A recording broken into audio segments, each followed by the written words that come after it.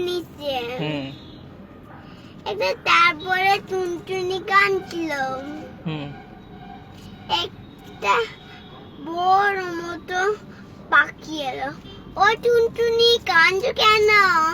রাজা মশাই আমার ডিম নিয়ে নিচে ও পেট করে খেয়ে নিচে তারপর ও ভাবছিল টুনটুনি কি করে ও পিকক সেজে রাত বাইরে পাখির কাছে এলো দেখো আমি সুন্দর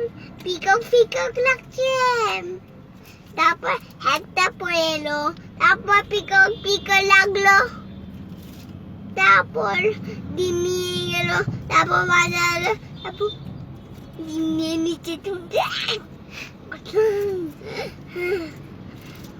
আমার ডিম কোথায় ডিম কই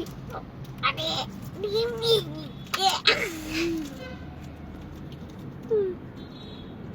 তারপর কি আছে একটা টুনটুনি মুন্টি আসো